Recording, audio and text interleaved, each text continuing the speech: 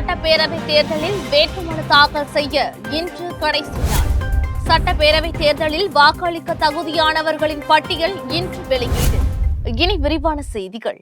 தமிழக சட்டப்பேரவை தேர்தலில் வேட்புமனு தாக்கல் செய்ய இன்று கடைசி நாள். அரசு விடுமுறை நாட்கள் தவிர கடந்த 3 நாட்களில் மொத்தம் உள்ள 234 தொகுதிகளிலும் 3430 வேட்பாளர்கள் தங்கள் மனுக்களை தாக்கல் செய்துள்ளனர்.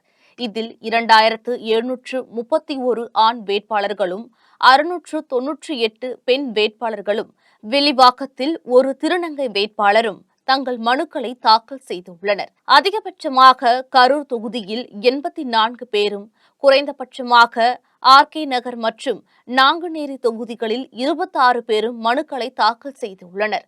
இன்று மாலை 3 மணி முன்னதாக வேட்புமனு தாக்கல் செய்ய வரும் அனைத்து வேட்பாளர்களுக்கும் டோக்கன்கள் வழங்கப்பட்டு அனுமதிக்கப்படுவார்கள் என்று தமிழ்நாடு தலைமை தேர்தல் அதிகாரி அர்ச்சனா பட்நாயக் தெரிவித்துள்ளார். தமிழகத்தில் வரும் 23ஆம் தேதி சட்டப்பேரவை தேர்தல் நடைபெறுகிறது. இதையொட்டி முதல் முறை வாக்காளர்களையும் உள்ளடங்கிய தேர்தலில் வாக்களிக்க தகுதியானவர்கள் பட்டியலை தேர்தல் ஆணையம் இன்று வெளியிடுகிறது. படிவம் 6 கடந்த மாதம் சமர்ப்பித்தவர்களில் தகுதியுடைய வாக்காளர்களின் பெயர்கள் இடம்பெற்றுள்ள புதிய பட்டியல் வெளியிடப்படுகிறது.